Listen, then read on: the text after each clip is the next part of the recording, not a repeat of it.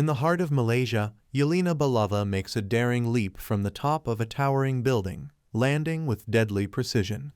She cuts through guards one by one, moving like a shadow until she reaches her target, a heavily guarded, high-tech laboratory. A scientist suddenly appears, gun in hand, but before he can fire, Yelena takes him down without hesitation. Under direct orders from CIA Director Valentina Allegra de Fontaine, Yelena's mission is crystal clear: destroy everything. De Fontaine is desperate to wipe away any trace of her connection to the Ox Group's top-secret Sentry superhuman program, and Yelena is the perfect weapon to make it happen. But trouble is closing, and de Fontaine is on the verge of impeachment for her shady dealings with Ox. Determined to cover her tracks, she calls in 4 operatives who've all worked for her before. Their mission? Head to a hidden Ox facility. But what they don't know is that Valentina's real plan is far more sinister. She's ordered them to kill each other.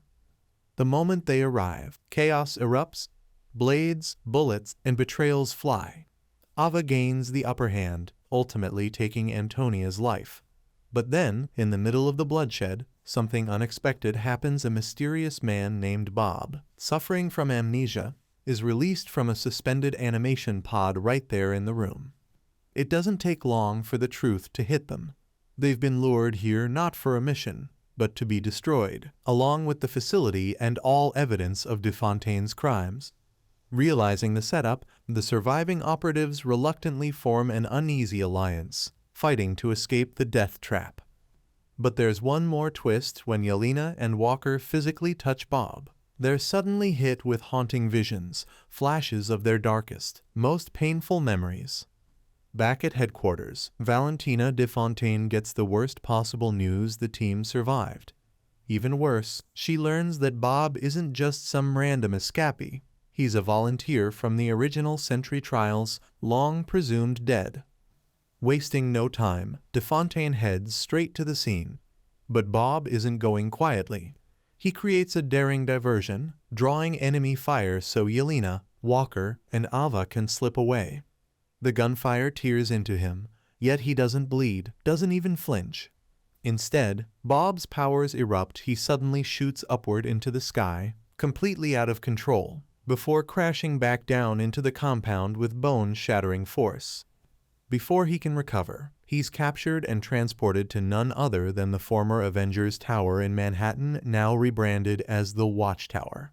De Fontaine has big plans for him. Her idea? Roll Bob out to the media as a brand new, super-powered protector, a living PR stunt to sway public opinion and dodge her looming impeachment. Meanwhile, far from the chaos, Yelena's father figure, Alexei Shostakov, is working a quiet job as a freelance chauffeur until fate steps in. Overhearing pieces of de Fontaine's plan, Alexei jumps into action. He tracks down Yelena, Walker, and Ava, pulling them out of danger just in time. And with a nostalgic grin, he gives their ragtag alliance a name: the Thunderbolts, a tribute to Yelena's childhood soccer team. Meanwhile, Congressman Bucky Barnes gets a secret tip from an unexpected source: Mel, Valentina de Fontaine's own assistant. She tells him everything, and Barnes wastes no time. He tracks down the Thunderbolts, captures them, and makes it clear he wants them to testify in the upcoming impeachment hearings against de Fontaine. But when Mel voices her fears about Bob, the plan changes. Barnes decides to take the team straight to New York City for a high-stakes infiltration of the Watchtower. Inside, the Thunderbolts make a shocking discovery: de Fontaine has already convinced Bob to stand by her side as the new superhero Sentry. The reunion is anything but friendly. Bob unleashes his overwhelming power, effortlessly dismantling the Thunderbolts in battle. Yet when de Fontaine orders him to finish them off, he refuses. In his eyes, they're not a threat, just small players in a game far beneath him. But that arrogance is the beginning of the end. Bob's sense of superiority spirals out of control, evolving into a god-like delusion. Then, in a shocking twist, he turns against de Fontaine herself. Before he can act, Mel steps in, triggering a hidden failsafe, a kill switch designed to take Bob down. It works, but not the way anyone expected. The shock unleashes Bob's darkest side, the void.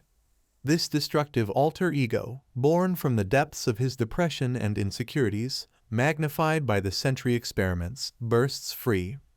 Instantly, supernatural darkness spreads across New York City, swallowing entire blocks.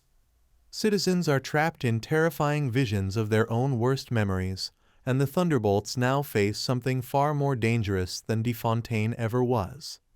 Realizing there's only one way to stop the void, Yelena makes a bold choice. She steps into the darkness itself, determined to reach Bob's mind from the inside. The shadows close in, forcing her to confront her own haunted past as a Black Widow assassin. Eventually, she finds him not as the all-powerful Sentry, but as a broken man, hiding inside a perfect replica of his childhood bedroom, the same place he once used to escape from his abusive father. One by one, the rest of the Thunderbolts join her. Together, they navigate Bob's inner world, facing manifestations of his deepest traumas, his struggles with drug addiction, his painful memories until they arrive at the moment it all began, the Sentry procedure in the Malaysia laboratory. There, they finally come face to face with the void itself. The battle is brutal. The void's power is overwhelming, and Bob's own attempts to fight back only pull him closer to total collapse. But the Thunderbolts refuse to give up on him.